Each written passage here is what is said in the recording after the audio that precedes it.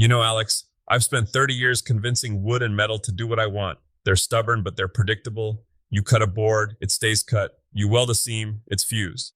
But I recently decided to invite a ball of wet earth into the shop, and let me tell you, it's like trying to negotiate with a toddler who has a physics degree.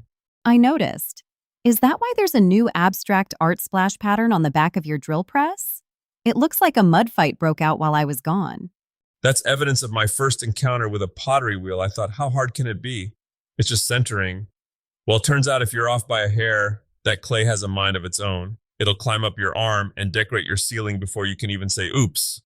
Well, you've piqued the interest of the Tiger Den community. We've been getting a ton of questions about bringing ceramics into a makerspace. It seems like the natural next step for people who move between wood and metal. But for someone like me, who views earth as something I try to keep out of my carpets, where do we actually start? It's a foreign language at first. You've got your earthenware, your stoneware, and your porcelain. Think of them like wood species. Earthenware is your pine. It's easygoing, fires at lower temperatures, and it's a bit porous. You can't just toss it in a dishwasher and expect it to survive. Then you've got stoneware, which is the white oak of the clay world. It's tough, it sits in that middle temperature range, and once it's fired, it'll handle a microwave like a champ. And porcelain? Let me guess. That's the exotic figured maple that costs a fortune and breaks your heart? Exactly, it's finicky, expensive, and it wants things just so. Most hobby kilns won't even get hot enough to make porcelain happy. If you're just starting to get your hands dirty, stoneware is the sweet spot. It's forgiving, and it comes in these beautiful buff or speckled colors that look like they belong in a mountain cabin. I saw you doing that weird palm mashing thing with the clay earlier. It looked like you were trying to resuscitate a giant marshmallow. What's the deal with that? That's wedging. It's the prep work nobody wants to do, but everyone regrets skipping. If you got a tiny air bubble trapped in that clay and you put it in a kiln, that air expands. Boom. You've just turned your beautiful vase into a ceramic grenade that'll take out every other piece in the kiln. Wait, so if I mess up the prep, I'm basically building a slow motion firework? Pretty much. You're pushing the air out and aligning the particles. It's like grain direction in wood. If the internal structure is a mess, the final piece will warp or crack when the moisture leaves it. Okay, so we wedge it. Then what? I've seen the videos. The wheel looks therapeutic until the clay turns into a pancake. Is the wheel the only way to go? Not at all. That's the pro move that takes a lot of hours to master. If you're just dipping your toes in, hand building is where the real fun is. You can roll out slabs like you're making a pizza crust and fold them into cylinders, or you can do coil building, basically making long snakes of clay and stacking them. Like second grade art class? Hey, don't knock the classics. Some of the most high-end galleries in the world sell coil-built pots. It's about the soul of the piece. But if you want that perfectly symmetrical mug, the wheel is the tool. It's all about the slurry, that wet, slippery mix of clay and water. You have to keep a sponge in one hand to keep the clay lubricated. If it gets dry, it grabs your skin, and that's when the pancake happens. Let's talk about the elephant in the room, the kiln. My workshop is already full of things that can set my hair on fire. Do I really need a 1,000-degree oven? If you want stuff you can actually drink out of, yeah, you can mess around with air-dry clay for ornaments, but for real pottery, you need the transformation.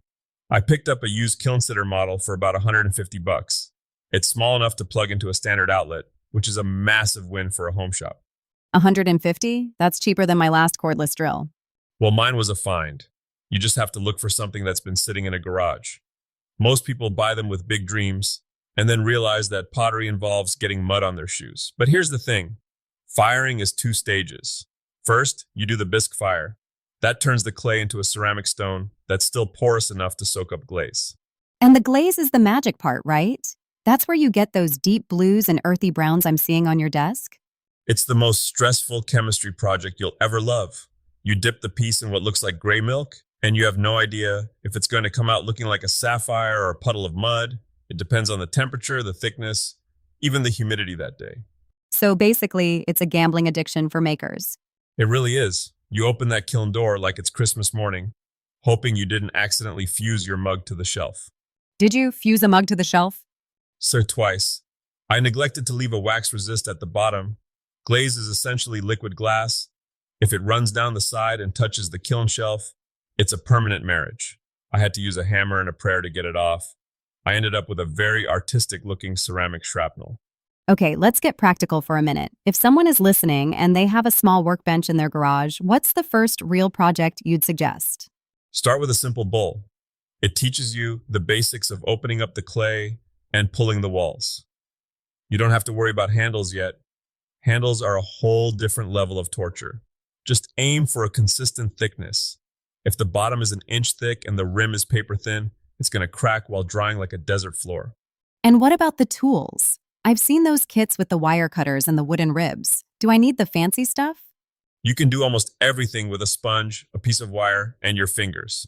A wooden rib helps smooth the outside, and a needle tool is great for trimming the top, but don't go buying the ultimate pro kit yet. Spend the money on a bag of good stoneware clay instead. Spoken like a man who has too many tools he doesn't use. Guilt is charged. But honestly, the real pro tip for a makerspace potter, it's all about the greenware stage. That's when the piece is formed, but not yet fired. It's incredibly fragile. You can't just shove it aside to make room for a table saw project. One bump, and your week's work is dust. You have to treat it like a sleeping baby. I'm imagining you trying to be delicate with your giant woodworking hands, Tiger. It's a funny mental image. It's a struggle. My hands are used to wrestling 4x4 posts. Switching to a delicate T-handle requires a complete personality transplant. But that's the beauty of it. It forces you to slow down. You can't rush the clay. If you try to dry it too fast with a hairdryer, it'll split right down the middle, just to spite you. It sounds like pottery is the ultimate lesson in patience. In wood, we can use wood filler or a decorative butterfly patch to fix a mistake. In metal, we can grind it down and re-weld.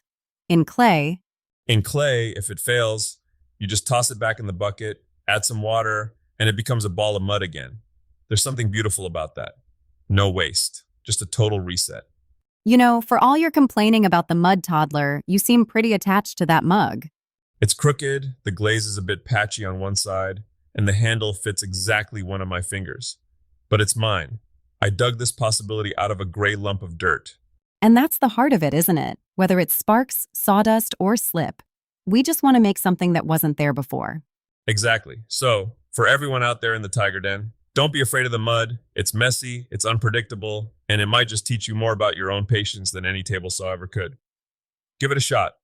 Start small, buy a used kiln, and maybe keep a mop handy. And if you fail, just call it postmodern expressionism and keep going. Precisely. Until next time, keep your hands dirty and your kiln vented.